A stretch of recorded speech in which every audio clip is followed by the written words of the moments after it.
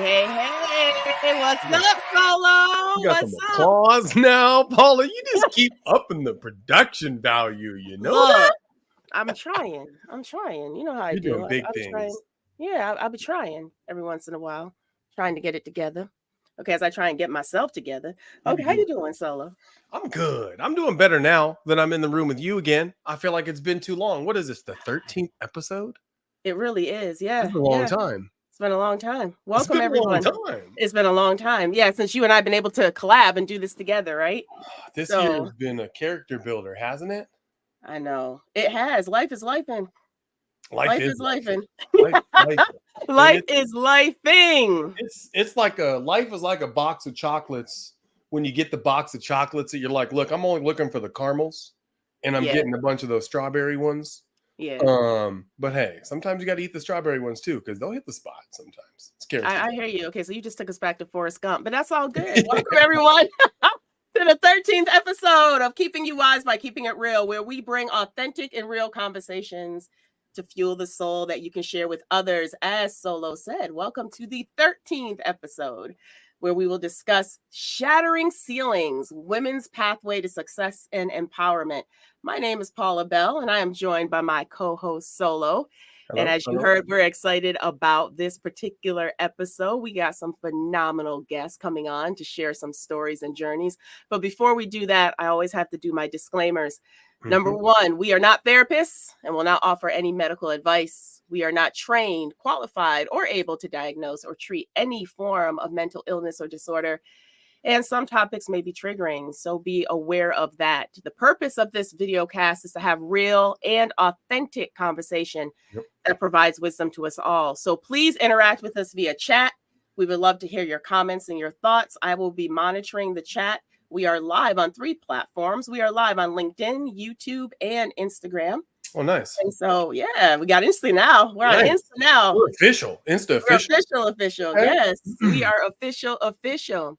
So this episode, they run about 45 to 60 minutes, max 60 minutes long. They're real laid back. We do like when the audience engages with us. So please ask your questions. These segments are aired monthly, and we have guest speakers that speak on a wide array of topics from mental health, self-improvement, entrepreneurship, career development, and more. Make sure to subscribe to our channel so you get notifications when we go live. Definitely YouTube, Life Coach Sensei. And also on LinkedIn, you can follow me, Paula Bell. So let's go ahead and jump in. Solo, who do we have joining us today? I'm excited because we have a panel. We have 3 brilliant ladies joining us today. The first in which is Andrea Wilson.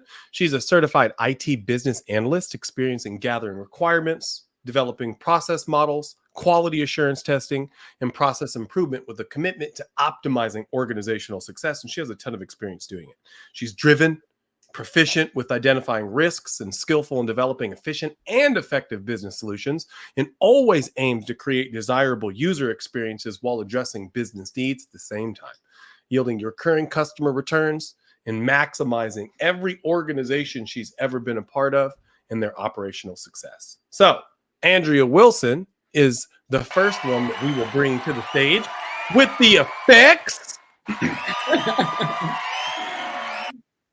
Hello, Chris. Hello, Paula. Hello. Good evening. Good evening. Next up, we also have Beverly Sudbury. She's a successful IT professional with more than 20 years of professional experience in information technology systems, having extensive knowledge of the entire software lifecycle. Brilliant. For the last 6 years, she's focused her attention towards a business analyst career, performing as a business analyst for a large international retail bank, a huge international retail bank, actually. And she is successful in providing competitive and regulatory enhancements to critical operations of the bank to help to secure market advantages and customer loyalty for said bank. We will not say the bank because it is a big deal, but an analytical, organized, and detailed-oriented person. Beverly, who has had a passion to find successful, valuable, and quality solutions for business improvements her entire career. So let's welcome Beverly onto the stage as well. Hello. Hey, Beverly. Good to be here. And last but not least, we have Disha Trivedi. Is a business analyst. She's a consultant who deeply believes in the power of business analysis done right. In addition to helping teams and organizations leverage the value delivered by business analysis, she is consistently demystifying the field of business analysts for a BA. For more than a decade of working as a BA/product owner, she has worked in a variety of domains. In addition to business analysts and agile topics, she enjoys presenting about the Sparks Enterprise Architecture Modeling Tool. Very impressed that I was able to get that out. Say that 5 times fast, I dare you. And Disha holds more letters than the alphabet. Extremely educated. She does. CB, AP, D, TOGAF9, PSPO, PSM, and ACBA certifications. So let's welcome Disha to the stage as well. Ladies, I will say that your experience is intimidatingly awesome. I hope that I did it justice. I apologize if I didn't, but thank you all for joining us today. And Paula, thank you for allowing me to be a part of the conversation. I've always found that women empowerment for me has just been natural. I grew up in a family where my grandmother was the matriarchy. She was the boss. What are you having for dinner? Ask Grammy. Can we go to the park? Ask Grammy. What are we doing today? Ask Grammy. So the thought of just women not being empowered, not being leaders, not being like the head of the family has always been somewhat foreign to me. But when I get into these situations, I see how difficult it is for you ladies comparative to, in a lot of ways, the privilege that I get just because of my birth gender. And it just kind of, for all intents and purposes, pisses me off. Can I say that? Pisses me off. So I appreciate being a part of this conversation because I more than anything would love to know how I can help and really be an ally in this journey when it comes to pathways to success and empowerment for you women, because my family wouldn't run any other way. So just wanted to say that. Well, that's a great beginning and intro into, let's hear from our panelists, and anyone can go first, but can you just share with us how you define who you are? Because that's not an easy thing for many people to do. So if somebody were to ask, who are you? What would you say? I'll take a shot at that one. So I see myself as someone who's made up of a lot of different parts. And some days, some parts get to shine, and other days, it's some other parts. And I think overarching all of that is the fact that I try to do my best in each of the roles that I play, and with the understanding that the best is going to differ from season to season, or like season of life, or just depending on what's going on, and that's okay. So yeah, just that's how I guess I would define myself. Very nice. I like it. I heard driven but forgiving, right? You can forgive yourself for this one day and recognize that you shined in this way. You can forgive yourself for something else another day and then look at yourself and still see the shine. And that's something that I think is important in a woman, because if you're in the business place, and in a lot of places, you don't get the same respect that our male counterparts do, and you have to demand it sometimes, and it can be very tiring. But I look at my mother, who is a single mother of 7. I didn't come from the best background, but she instilled what she needed in me. And I'm an only girl of those 7. Really? But I wake up every day and I say, okay, I got this. And sometimes I might not feel it inside, but I know it here. And I've got wonderful friends who will tell me. So I go out and I go get it. And that's who I am. I'm driven. I love that. And I have to say, Andrew, that's why you and I gel so well, because we're both only women, or only girls in our family. So that's one of the things. But for me, I'm a creature of evolution, and I have to say, I'm constantly learning. I'm constantly growing. I'm constantly challenging what I've learned from the past and how I grew up to where I want to go as a person. So I'm a really big creature of evolution, really big learner, constant researcher of life. That's me. That's amazing. And so the reason I invited the three of you, there was a fourth person I invited as well, but we all have worked together in a space, right? I highly, highly respect each and every one of you. I consider you all queens. That's just what I do. That's just who we are. I just like that mindset. And you all bring something different. Disha, you being an immigrant coming over.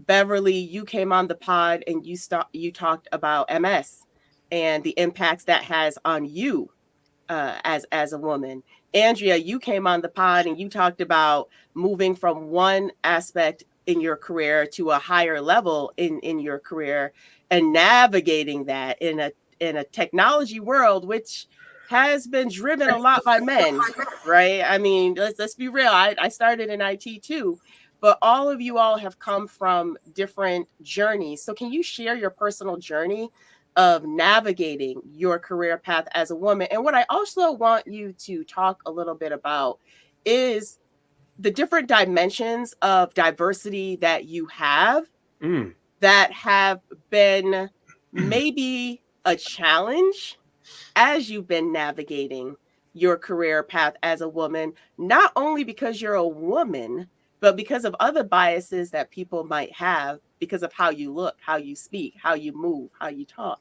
how you walk. I'd be interested to hear that. Not everyone jump on at once, right? That's a good question. Yeah, so I'll take a stab at this one. So as most of the people on this board, IT. So I started out in development world, and I was the only female in my class. Really? Only female. And everyone kept saying, "Why do you want to be a developer?" And I said, "Because I like it. It's challenging." Right. But why do you want to be challenged? Because I like to be challenged. So from the get-go in my professional career, it was something that I started out in a male-dominated world, which really wasn't different for me because I grew up in a male-dominated house. I had, 4 brothers, so it was, very male-dominated around me. And I thought it wasn't going to be a big challenge. Boy, was I wrong. Really? And it was not just a big challenge from the men, it was also a big challenge from the women. Because we're talking back, I'm going to date myself a little bit, back in like 1995. And at that point in time, if you were a woman in IT, if you didn't play the same role as a man and acted like a man, you didn't get promotions. Plain and simple. You didn't get looked at, you didn't get considered. And quite often, you didn't even get respected to come up and say, "I see a problem." It was like, "Yeah, okay, whatever." And they push you aside.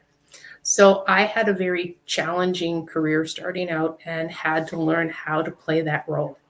And I spent a lot of my career trying to fit in because of the fact that I was in a very male-dominated, world. And it wasn't really until many years later, and I do mean many years, it was after one of my coworkers said to me, "I couldn't understand why you were so stern on the calls. You intrigued me and I wanted to know more about you." And I went, "Stern? What do you mean?" Yeah, stern. He explained to me, "You really were driven on the calls. You were very forceful on the calls, not in a bad way, but you were trying to prove that you could manage this." And at that point I said, "That's not how I want to be. I need to reevaluate myself." And that's when I started really going in deep and trying to figure out how to help make this world a better place for women, especially in IT. And that's when I started doing things like talking out, speaking up for the women, or even just underdogs in general, people that were being seen more as weak in the IT world. And that's how my career kind of evolved. Now it's at the point where I'm highly respected for what I do. Nice. I am getting those promotions. I'm getting those things, but it took a lot of work, and it takes a lot of making sure people understand you're not coming from a place of negativity, especially if you get emotional about something, because that's seen as a weakness or as a negative thing. It's not. It's showing passion. It's showing that you care about something. It's showing that you want to be involved and you want to improve things and make things better. So I'd have to say my evolution has been really interesting in the fact that I did start out playing the game. I was at one point, one job I worked, I was sitting there after work shooting shots with the guys, 2 hours shooting shots, and because that's what they did. And so I played that game. And I think it's a sad world when women have to do that, because I think it's women being who they are not, right, and not permitting women to shine and bring the value that they can bring. And who they are. Mm-hmm. Beverly, if you don't mind me asking before we move on, Sure. like if you could time travel back to that 1995 self in that meeting, what would you have told you then? Like, what would your one-on-one with you be like on how to maybe cut some of the corners so it wouldn't take so long? Or is there no shortcuts? Is it just being unapologetically your best you and being okay with it? What do you think? I'll be honest with you. There's been a big evolution, even in the IT world, that has allowed women to come to the front. I got you. And at that time when I was starting out, there was, even if I stood up, it wouldn't have been well accepted. I mean, I did stand up a couple times, you know, but it wasn't well accepted. It's something that I would have told myself to not just sit back and do that mimicking of what the men do, but also start planting the seeds to try to figure out how to make women more accepted in the world, which I didn't do back in those days because I didn't know how critical it would be to do that. It wasn't until the much later years when I said, you know, you got to stand up for people. You got to start pushing. That's awesome. How about you and Andrea? What do you think as far as how you've navigated your career in incorporating any diversity dimensions you want to incorporate? Wow. Well, they're the obvious ones, right? So I did things a bit different than Beverly. I started also in IT, which was not really the place where you'd see a lot of me. Right. There weren't a lot of women in the room, definitely not women of color. And I didn't do the play the game, which may have slowed things down a bit for me. I was just always me. And I didn't even recognize sometimes the microaggressions that would come. You know, you go to a conference or you go to a meeting and you're asked if you're in the right place. Are you sure this is where you're supposed to be? And I didn't get it at first. And on my first career, I was also a developer on that first career job. One of the men said to me after a couple of months, gosh, you're not really an IT person. And I said, what do you mean? And he said, because you move a lot. You don't sit in your chair and eat Snicker bars and drink Cokes. You move around and you talk to people and you're social, and that's not an IT person. And I'm not sure he meant it as an insult, but it just it caught me by surprise. And I said, well, there's a stigma that I just don't fit. And that's fine. And I think the straw that broke the camel's back for me during that time was there's a big kind of when you first get here training thing, and it was a 6-month thing. And at the end of it, the director called me in and said, how do you think you did? What do you think you've done these 6 months? And I said, the same thing everybody else did. There was a formal training program and I made it through. And he said, but how do you think you performed with everybody else? And I said, why does that matter? Well, and then there was another young lady. He asked her the same question. She looked a lot like me, and she really got sad. And he gave her 30 days to find another job. And I said, why did you do that? And she said, well, why didn't you? And I said, I don't care how I performed against everybody else. I think I did just fine, but I wouldn't have told him that. So she ended up leaving, and she's not in IT anymore. And I just didn't like that. Right. And that was the changing moment for me. Well, I can do this, and I've been doing this, and I've been doing it ever since. And each time I find that I change position, if you climb the ladder, you have the same thing, right? There's the large group of men, and you still have to prove yourself, but you have to be driven enough to do it. and forgiving enough when you make a mistake, as Disha said, that you know what, you made a mistake. Everybody makes mistakes. It's okay if yours has been called out more than others, and it might be that you're being hard on yourself. Forget that imposter.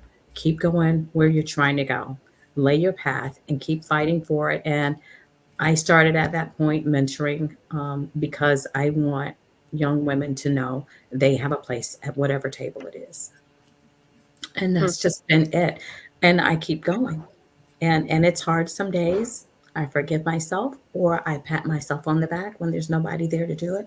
And you just keep going. And yeah, it's hard and you have your moments. You can't show passion, not the way you want to, because if you speak up for yourself, then, there's that stigma. Or if you really have a feeling that you're really emotional about, there's that stigma. So you've got all these other things to deal with. So how can you focus? You focus by keeping your eye on the prize, right? Forgive yourself, pat yourself on the back, keep your eye on the prize, and you say, you know what? My friend taught me this. I am calm and I am in control. My friend is laughing because that's who I learned it from. Wise words. Yes, very, very wise. How about you, Disha? I would love to hear, especially. So I'm going to throw something here at you that you're probably not expecting, but that's just what I do. But do you encounter any biases because you have an accent? How has that impacted your career path journey as you have been trying to get where you want to go in your career? Yeah, it's funny you asked that, Paula, because I remember when I started out as a developer as well, and then I wanted to become a business analyst, and that was one of my main fears, that I don't sound like most of my colleagues, so am I going to make it, right? And then I had this wonderful lady from Ecuador who was a business analyst in one of the organizations that I was working for. And she kind of held the light for me, and she said that it does not matter. And she used to also have like a very heavy accent. And so she basically gave me the courage to just go ahead on this path. I haven't experienced any any special treatment because of my accent, but yes, I do understand that, in spite of the fact that I've been in United States for like almost 20 plus years, but that is not something that I have like taken on. So I do understand that, I communicate differently, but it has been okay. I think the fact that I am a woman, a girl in computer science, and just IT in general, I think that has had more to play than anything else. And it's funny because as Andrea was sharing her experience, I could just, we could just like switch roles right there. Like, it was like similar story and similar experience. And just like you said, Andrea, that I acknowledge that it exists, but I don't let it drive, my actions, or, how my career is going. Because even though I have had encounters where I feel like I've had to prove myself to the men at my workplace more so than, maybe other men would have to do. I've also been fortunate to have had like amazing men who are my managers or my mentors. So I think I just acknowledge that it both exists and then just keep moving forward. So let's hear from the man on the call. So how you feel about all of us IT women saying that? I'm glad, because if I ever have any issues with this bad boy back here, I know who to call. Right? You all are experts. With that said, I am curious. Like Andrea, you said, and Disha, you co-signed it, that you have to fight that imposter, right? And me personally, I get imposter syndrome. Like, I'm not good enough. maybe they're all right. Maybe they're just going to find out that I'm not who I think that I am and say that I am. And I fight that. And I don't have any like systemic things in the back echoing, hey, maybe you're right. Maybe you're right. And you do. So like, how do you fight the imposter syndrome from a place of vulnerability like that, when I, from a place of privilege, almost lose the battle every day to it? Like what do you do? What do you say? How do you pick yourself up? How do you keep pushing? Well, I just gave you one, right? The I am calm and in control. That is one. It's a mantra. You have to find your mantra. You also have to find your place where you can re-energize. And you have to learn those things about yourself. You have to learn when to take a time out. Tisha, we've talked about this. When you've got to take a time out and be okay with doing so. And you have to know who you are. You have to be solid about who you are. And you surround yourself with people that will remind you of who you are. And that can be a huge help. That's awesome. Yeah. Any other thoughts on imposter syndrome? How do you all fight it? I think for me, it was I've been in my career for 15 some years. And like Beverly said, I think I'm a lifelong learner as well. Mm-hmm. I'm always looking for, how to improve my skills and what to do and how to be the best version of myself. And talking about imposter syndrome, I think having 15 years of, oh, I could be doing this differently. Oh, how could I, I was wrong on this area, and like how can I do things differently there? I think what I realized is that just like everybody else, I have my strengths as well. I have my strengths and weaknesses. Right. And by paying attention to so much of the imposter syndrome, I'm not letting my strengths shine through.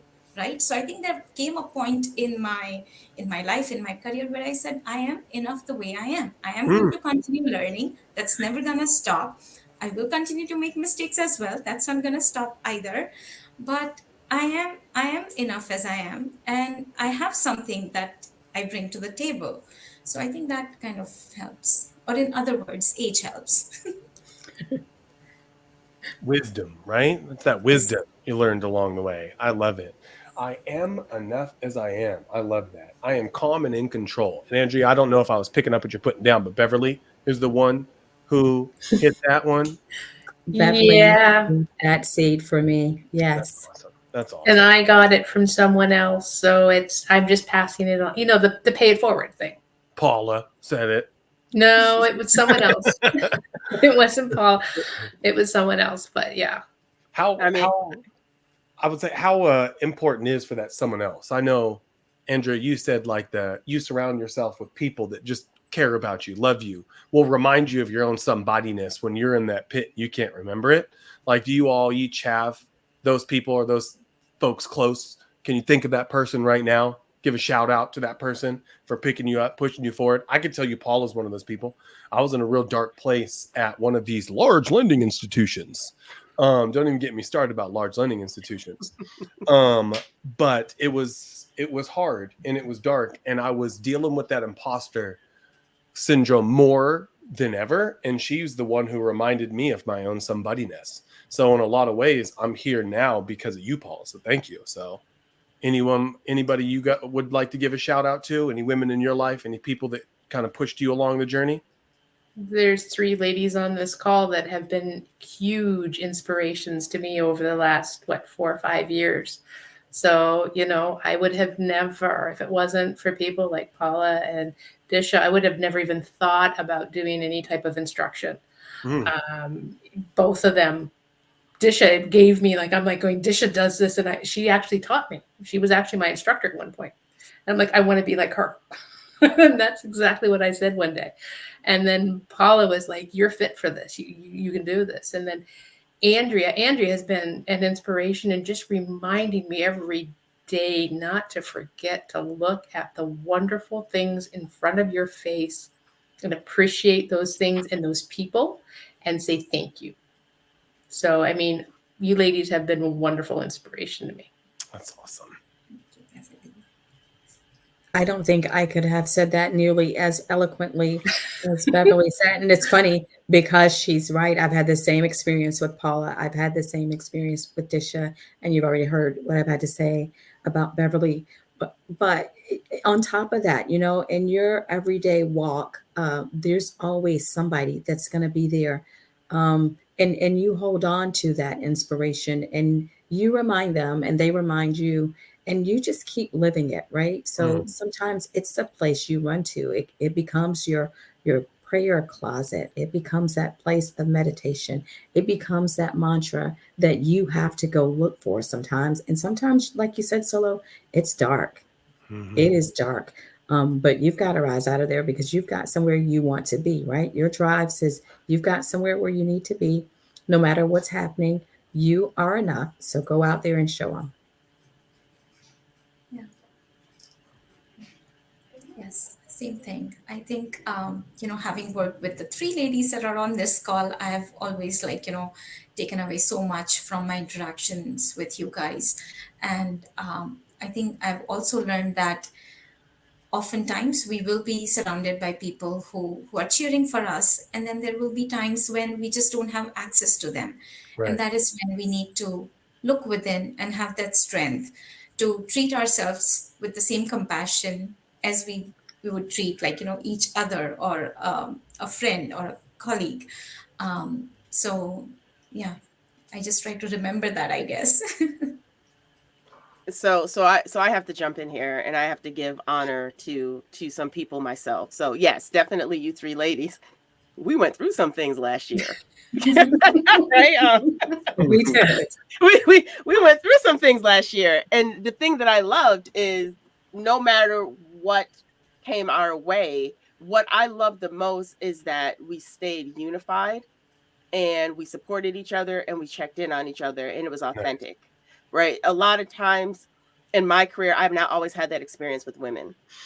I have actually gotten along better with men as I've worked through companies. Because it's just, as women, we're all trying to survive. We're trying to do that thing. Chris, I've got to give you your roses as well. So the mastermind group that I started back in 2016, that's still going, is that's a huge place of accountability for me because I remember back in 2016 where I was going to shut down my business. And it was people like Chris that was telling me you can't do that because I was just ready to throw in the towel. I was ready to just be done. And Chris has been that person who, see, it's so hard for me to call you Solo because I'm so used to calling you Chris. Oh, good. Yeah. It's so Solo has always been that person who I knew that I could send a text to or I could reach out to. And we can be very vulnerable, like just really tell each other what we're feeling from a career perspective. And even personally, when you've had things that have happened, deaths in your family and stuff like that, just knowing that you had the support of the MEC and others around you who could help you through that. And Solo is the same. He will support you no matter what you're doing. If he loves what you're doing, he's going to support you. He's going to become a client. He's going to tell people that they need to check you out. He's that true supporter. So, and I don't think we do enough of this where we give each other our roses intentionally, right? I just don't think we do enough of it. We need to tell people. And I was actually going to make this a Facebook post today. Tell one person this week how much they mean to you. I'm just asking you to just tell one because you don't know if we're going to be here tomorrow. Yeah. You don't know if they're going to be here tomorrow. And you don't even know if you're going to be here today. So you may as well give people their roses while you have that opportunity. So I just thought that was so beautiful that you did that, Chris. Hey, organic. Like, Lord works in mysterious ways, right? Don't he know? I was, don't he know? Won't he do it? I was in the gym the other day. You ladies might not be able to tell, but I'm like extremely swole, super handsome. And I was just teasing. Very modest too, right? Very modest. Extremely. I'm just teasing. But I was in the gym the other day, and this like super huge, like these bodybuilder people, super jack guy. He like looks at his buddy and he's like, "Hey, help me fail." And I just thought that was so interesting, right? Like this biggest guy I've ever seen in my life knew that for him to get any bigger, any better, any stronger, he was going to have to fail. He was going to have to pick up more than he could handle and drop it on his chest. He'd have to be sore. He'd probably be screaming and crying. And he asked his buddy to help him fail, knowing that when the bar got too heavy, knowing when it was too much, he was going to need somebody that he trusted, that he cared about, who has his back to help lift that bar off him. Because the only way to grow is to add more weight, but the only way to lift that weight is to just rely on a trusted friend to lift the bar off you. And I just thought that that's so appropriate. And I appreciate you, Paula, for being my spotter. And I think we all can appreciate each other for being our own spotter. So thank you, ladies, for that. Disha had such a great comment there. And she started this earlier with that compassion for self, right? You can go and you can work and you can spot other people and you're giving them that power, right? But you get your own power too from watering those other plants, right? That's a good So point. really cool, Disha, to remember to have compassion for yourself, forgive yourself for whatever's going on. Things will happen. You will sometimes be in a place where there is no empowerment. There is barely anybody that will help. And as a woman in IT, sometimes that's it. Sometimes somebody's waiting for you to fail, Wow. and the expectation might already be there. And it's not that they want you to. The expectation was just there from the beginning, and you have to really love on yourself to work through. Okay, I got this. I got this. I can do this. And you just educate yourself, and you keep going, and you keep going, and you will land somewhere. It's a cycle. You'll have to come back to that. But remembering to be forgiving for yourself, I think, is a big part of your own self-empowerment. You know, you said something there that hit me. Somebody is actually going to want you to fail. Do you all know I've actually had people in my career where they set out to want me to fail? Really fail. This was not being intentional. They were being intentional about it. It was pretty much sabotage, right? That's crazy. But you know where it was at, Solo. I know. So, and actually, I truly believe you can relate to this as well as setting you up for your downfall. And there might be people listening to this video cast live, or they might listen to it later. Can we go a little bit deeper on how do you navigate people who are setting you up, intentionally setting you up for your downfall? And how do you not let that get into your mind and take you off path? Because I do believe some people struggle with this and maybe struggling with this now. So how can we help our fellow kings and queens out there to not fall to that? What advice you have? And Solo, I would love to hear from a men's perspective too. So jump in as well. I want to learn from you all. How do you do that? Because I'm still trying to figure that out. Disha, what do you think? Or Beverly? Sorry. No, go ahead, Disha. It's all you, Disha. It's all you. I would start by saying that by accepting and acknowledging that it's going to happen, and when it happens, it is going to be hard, right? It's going to be very, very hard because most likely, even though you are not looking at that person, you're not looking up to that person as a role model or something, they carry some amount of significance and what they think is important to you, right? So it's going to hit hard, right? We don't know for how long it's going to linger on, but it is going to hit hard. So there will be that phase where you are going through that self-doubt and you're trying to assess whether like how right they were or whatever. But then this is about coming back to believing in yourself. And I understand that it's hard when you have so many opposite voices speaking around you, when you don't necessarily have the positive words of affirmations when you don't have your cheer group, right? So it's difficult to hear that positivity amidst all that negativity, and sometimes just lack of anything at all, right? Because like people are not going to run and come support you right away. So in those moments, I think I hope that all of us can go back to our internal strength, and like I just plainly said, like believing in ourselves, leaning into the strengths that we have, and just going forward with that. Because um because for one, nobody is perfect, and just because one person has this opinion doesn't mean that that's the reality, right?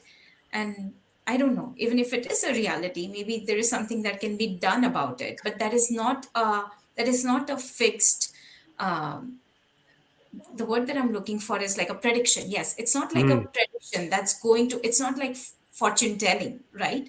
So it's ultimately you who is in charge of your future, and even of your present, right?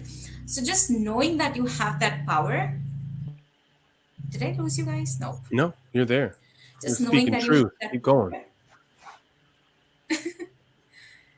Yeah, just knowing that we have that power within ourselves, and also acknowledging that it will be preceded with a dark, a dark period.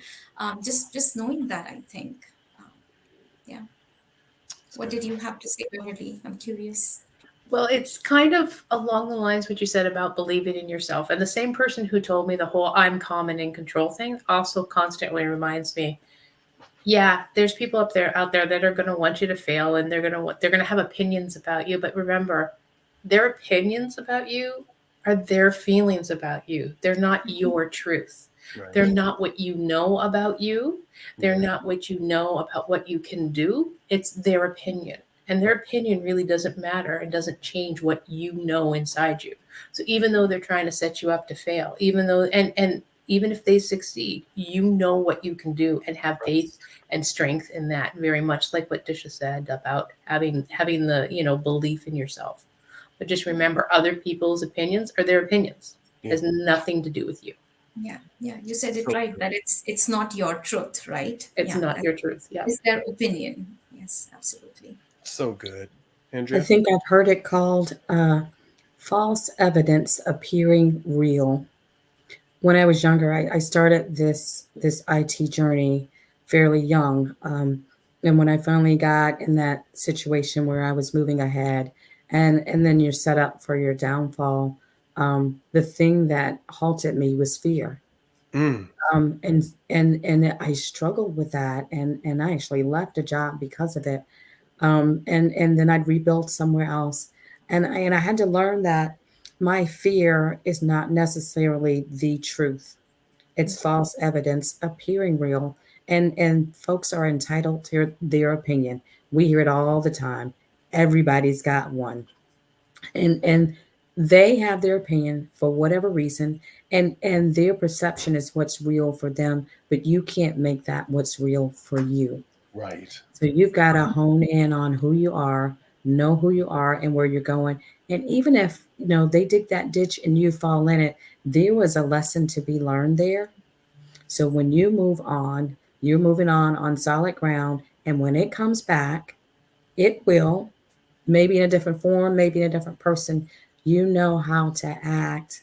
And it's not always a reaction. You know how to plan, how Yeah. to be calm Yeah. and in control, and not let that false evidence be your reality. Yeah. They say that God puts you through the same lesson until you get your A, right? And I've Mhm. failed this lesson before. I've Yes. flunked this lesson. I had a situation where I got a job that another person went for. And then this other person reported in through me because they didn't get the job. And they were actively trying to, point out all the things I was doing to essentially justify why they should have got the job and I didn't get the job. And what I did, played up to them. oh, I want them to like me. I want them to accept me. I think that maybe if I act this way or move this way, you know, maybe we could solve it and fix it. And it didn't work. All it did is I spent half my time worried about their opinion, as opposed to just disowning their opinion and just walking in my truth. So I think that if I were to jump back and give myself some advice, it's don't play up to them. It's also not like do the opposite, right? I've seen other people that try to like battle and fight these people, right? It's like adversarial things, me versus them. They're trying to fight me, so I'm gonna fight back. And I wouldn't recommend that either. I guess if it was me and I was going back and giving myself some advice, I'd say the opposite of love isn't hate, it's indifference. Like you don't have to love them, you don't have to hate them. You just have to kind of, if that's what you think, and keep doing and being your best self. But also don't be stupid. Know that poisonous snakes in the grass can bite and poison you. So govern yourself accordingly and don't allow yourself to be so cavalier that you get bit or trapped into something that could hurt you. So that's probably what I'd tell myself. You all are so nice. Because I get a punching bag and I be looking at that bag like it's their face. And I be going to town, boy. I be like, look, I can't do it in real life, but I can sure act like I can. Yeah. I got a couple of voodoo homies. We'd make some dolls. Just to get that aggression out. Y'all so nice. No, actually, I don't act out like that. Well, no, I do. I do in my own personal space. But when I go into the workplace, I don't act out like that. But I do think you need an outlet. You need to vent. You need to, that's a lot of energy that person is pulling from you, right? Yeah. And then you have to check yourself and say to yourself, why am I allowing this person to have so much control? Because essentially that's what you're doing. You're relinquishing your control and your energy to this other person that they're impacting you so much that they just messing up your day. Just seeing their face make you mad. Just hearing their voice on a call make you mad. Just seeing their name pop up on Zoom gives you anxiety, right? So then you have to really think about why you're allowing this person to give you, why you giving up that much control to that person, right? So it is really back to, you can only control what you can control. So they're going to feel how they feel. And you can't let their feelings dictate who you are. You've got to be really strong in who you are and what you believe in, because that's really important. And I'm going to segue a little bit because I got to give honor to my grandmother, because my grandmother was one of those people who I truly believe I got my work ethic from, who I truly believe the way I'm conditioned from what I would see her do, as how she would be of service to people and how she would help people, no matter how she got treated, no matter who talked about her behind her back. She was always a mother to everyone, right? And so a lot of times that's what keeps me grounded. I'd be interested to hear from, and Solo, I'd actually be interested to hear from you as well. Who is that woman, since this is Women's History Month? Who is that woman that has inspired or influenced you being the woman you are today? In walking the journey you are today, and why? Ladies first. I'm going to have to say my mother. And my mother was a wonderful woman. She had her faults. We all have faults. Yeah. But my mother was always one. And this is what really struck me is everyone always said how well she listened to people. She didn't talk. She would listen to people and let them express what they want. And then she would be empathetic towards them. And that's how I wanted to be. And even to this day, there's a lot of times where I stumble and I forget about that. But then my mother's face pit comes up, which is not too hard because I look identically like my mother. And I remember it's better to be kind to people no matter what than it is to be nasty towards them. But it is also good to give people their space, because quite often when people are being angry or nasty, it's coming from fear and they just are afraid that no one's going to give them their space to talk. Yeah. If you let people give them their space to talk, the things will calm down and you can come to a resolution. It may not be the perfect resolution, but you can come to one. Love that. My How about you? grandmother was very amazing. She also had a lot of boys, and my mother was an only girl. Um, but no matter what happened, every Saturday, didn't matter who was mad at who or who did what or whatever happened, we had to be together. And she didn't rule with an iron fist. Um, she didn't have a whole lot to say. She didn't use a lot of words. But she just commanded respect. She demanded respect, and it was there because it was in her walk, right? Mm. She was who she required us to be. So that was a very eye-opening thing. And my mother, in her own sense, having raised 6 boys herself, um, by herself, and all of us having our own successes, um, in the world that she lived in. It was very, my mom is a lot older. I just have an amazing respect for how she was able to put those feelings in the box and still be who she needed to be. And I look at it now as a child. I don't remember thinking, okay, we were poor or we were less than or we were anything other than go do what you were supposed to do. And that was it. You come home and do what you're supposed to do. And there was not going to be a fuss about it. There's not going to be anything. She commanded that same kind of respect. So I realized, okay, the world is against you. The world can be on your back. The world can be anything, but you still have to be you. So those are 2 women in their different ways that have really played a role in who I aspire to be. And what I want to be for my daughter. Love That's so that. That's beautiful, awesome. Andrea. That's so beautiful.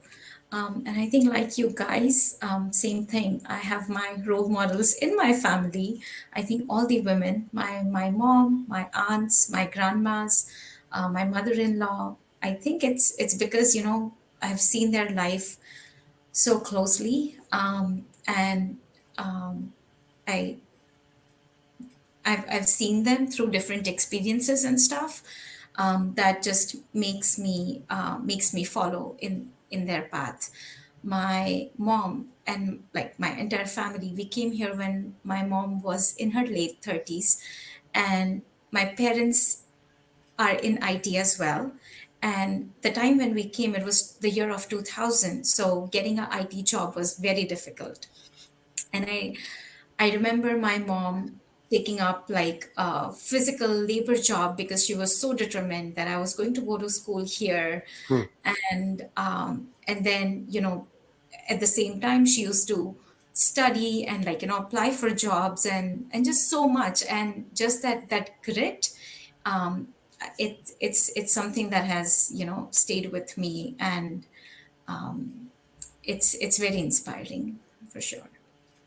That's awesome. I'm kind of like Disha. I have had the privilege, I will say, of having a lot of strong female influences in my life. It started with Grammy, call my grandmother Grammy, Bertha Solomon, the matriarch of my family.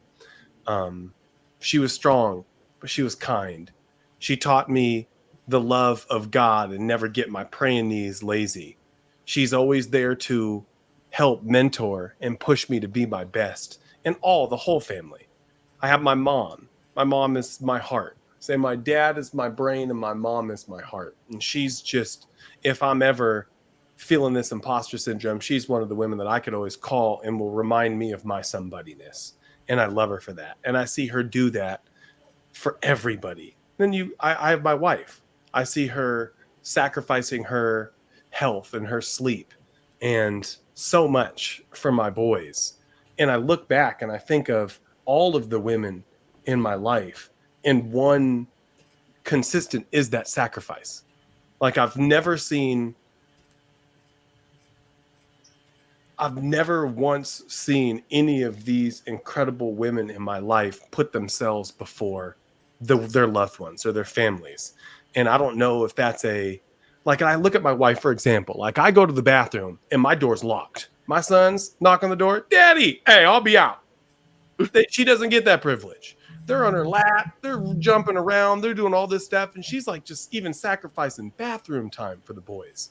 And I just appreciate all of the women who literally made all of the babies and have sacrificed their health and their time and their everything to make sure the world is a better place. Like it's literally ingrained in you. And I just really appreciate you for it. And I really appreciate all these women in my life for doing it for me, because I wouldn't be here without them, for sure. Well, alrighty then. That's a great tribute. But that's not the end. I have one more question for y'all. One more. Just one. What is one piece of advice that you want to leave with those who are watching us live or will watch this podcast later? One piece of advice. Oh, I love that question. I'm sorry. I'm going to jump right in and go first because Solo said something that reminded me of something that happened to me. I was actually in seeing my primary care physician from many years ago, and he asked me a question. He said, "Who's in your top 5?" And it was just such a random question. What do you mean? And he said, my wife and I had gone to some event they'd gone to, and they were asked to write down their top 5. And he wrote down his, and she wrote down hers. And he said, they gave them up, and they looked at him, and he said, my wife was not in her own top 5. Wow. He said, I was astounded. He said, and then I was embarrassed because I was way up high in my top 5. And he said, that's just the thing about women. You don't do that. So I just want to know. And no, I didn't make my top 5. And I'm kind of like Solo. You don't get the alone time. You eat last, and your food's usually cold. And most of us know this because we are caregivers, nurturers. That's kind of, I think God gave men reminders, like the grass grows and you walk out the house and you say, oh, I got to cut the grass. No, we're just expected to know all this stuff, right? And we just are nurturers that way. But we forget to make sure that we are taking care of ourselves. So I would advise us to remember to make your top 5 on a regular basis. Make your top 5. It's not going to take away from who you are, and it's not going to take away from what you're giving to the world, to those people that you care for. In fact, if you don't, those people might lose because you're not enough of yourself to do what you need to do. So love it. Beverly, what's your one piece of advice? I would say to everyone, never give up on yourself, no matter what. No matter how dark it gets, no matter how hard it gets, never give up on yourself, because you have to remember that what you believe about yourself is your truth. And if your truth is that you're worthless, well, then that's what you're going to think, and that's not right, because everyone matters. So never give up on yourself. Love that. I love it too. You get to create your own story, right? Very true. Yeah. I'm going to say that don't be too hard on yourself. Yeah, it's good. Yeah. Don't seek external validations. Don't give that too much importance. You know what's right, and just try to listen to that voice. It'll all work out. You know what, Disha? You're the second person that has said that in my presence today. Today? Yes, today, because I've been very hard on myself the last couple of days. And the one who told me, you're calm and in your control, you're in control, was the one who said to me today, stop being so hard on yourself. Well, you know what, Beverly? Stop being so hard on yourself. That's the thank you. I will try. That to you today. I'm hearing confirmation. Confirmation. 2 or 3 agree, right? I would say that. So, as a leader at my company, we do these things like we give like talks and meet and greets, and we have different things like voice of our learner sessions and roundtables and things of that nature. And one of my leaders, my direct reports, she's incredible. She said, Solo, one thing that I'm sure of is that when people look at us, I think that our brothers and our sons would see opportunity, be excited about them climbing the ladder and becoming leaders and the best that they could be as well. But I'm just not too sure our sisters and our daughters will see the same thing. So as a leader in a position of power, it's my job to intentionally see the water as a fish, because I'm a man. Like I see the world as the world, but I have to intentionally see the inequity and put myself in a position where diversity and inclusion is something that I do on purpose. I have to make sure that when we're doing our round tables, that it's not just me leading one of them and my direct report, Brian, leading another one, but it's me leading one of them. And one of my direct reports, Ophelia, leading the other one. So our brothers and our sons and our sisters and our daughters could all see people that look like them in positions of power and authority and think that it's possible. So I would tell my fellow gendered compatriots to be more intentional about the people that you put in visible positions of authority, and to make sure you're intentional about the diversity of those people to ensure that everyone feels like they could continue to be their best and power to move up. That would be the advice that I'd give. Wow, so that means I have to give advice too, huh? See, I wasn't prepared for that piece. Hit it, Paula. So, Hit it. I would say my piece of advice is don't let anybody else write your narrative. Oh, I like that. Your journey is your journey. And don't let anybody else try and tell you what your journey is, or what your truth is, or what your reality is. But on the flip side, take time to actively listen to others and to show empathy, and don't write their narrative either. Let that reality, that is their reality, whether you've experienced it or not, but it's theirs.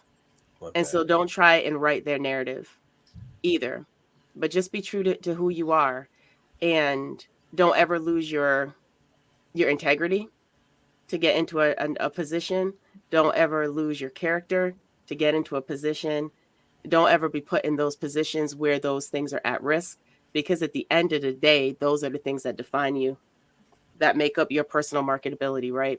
And you don't want anybody to take that away, as hard as you've worked to get it to where it's at. So that would be my words of advice for tonight, for anyone out there. But I also want to give our guests first, thank you for being guest tonight on the Keeping You Wise by Keeping It Real podcast. But how can people who listen to this or who are watching live, how can they connect with you? I do have your LinkedIn information, but are there other ways that individuals can connect in with you as well? LinkedIn is the best place for me. so here. Same here. Same here. So for those who are listening, check them out on LinkedIn, because that is the best place to reach Disha, Andrea, and Beverly. And they are all doing great, wonderful things. They are active on LinkedIn. We all keep in contact with each other on LinkedIn, supporting each other on LinkedIn. So if you are not on LinkedIn, that is a great professional network to get involved in. As well, I would be remiss if I didn't tell you how you can stay connected with really myself, because Chris don't do much, y'all. I'm a ninja. Hit a smoke bomb and disappear. I don't do social media. Yeah, he don't do social media no more. So here's all the social deets. Sometimes. Yeah, sometimes I do catch you on LinkedIn where you put some knowledge out there, or support somebody or promote somebody. But if you want to follow, these are different ways you can follow, mainly myself on social media, but we're always open to connecting, having conversation as well. Now, this is going to be the ending of the 13th episode. I do want our panelists to please stay with me, stay with me after this as well. But it's a wrap, y'all. We hope you have enjoyed this.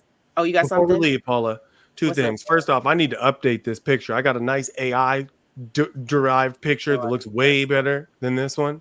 And second, there was a wise group of women told me one time that you don't go chasing waterfalls. Just stick to the rivers in the lakes that you're used to. Oh, Lord. Okay. He done went TLC, y'all.